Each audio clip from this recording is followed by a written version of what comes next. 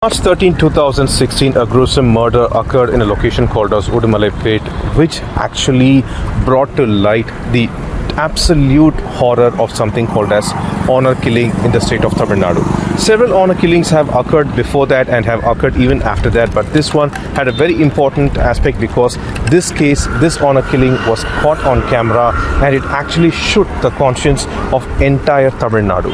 Everybody in the state wanted to know what exactly happened, and there was a couple that was involved, Shankar from Udumalai and his wife Kowsalya. Apparently they were coming out of a garment store. They just wanted to buy one shirt and they thought that both agreed on another color of the shirt, and they went over there to buy it. And as they were walking out, a group actually surrounded them, and within a couple of seconds Shankar was hacked to death. He was hacked more than 22 times in his neck and various parts, and Kowsalya was also right next to him bleeding. They were taken to the hospital, and there was another video clip where Kowsalya was actually crying and she was pleading for someone to help Shankar. Unfortunately, Shankar passed away because of his injuries, and the case went to the court. 11 people were accused and many were given death sentence.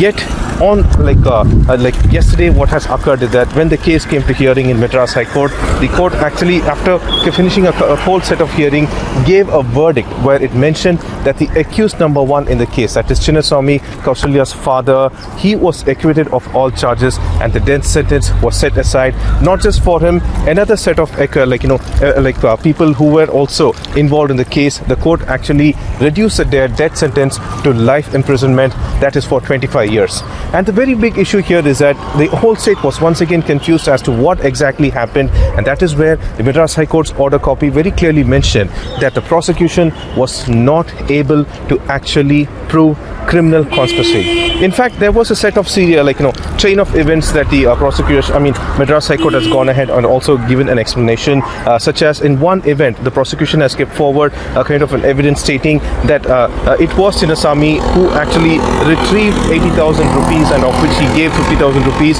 to the culprits to kill Shankar. But the court has went forward and asked, if that's the case, why couldn't the police go ahead and retrieve the actual CCTV footage from the ATM where Chinnasamy has retrieved the money from?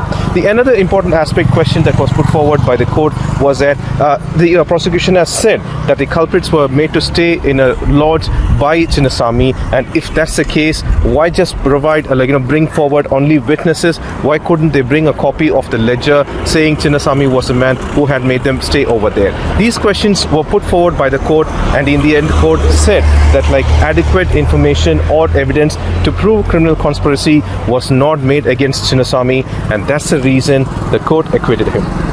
With camera person V Shankar, Pramod Madhav for Mirror Now.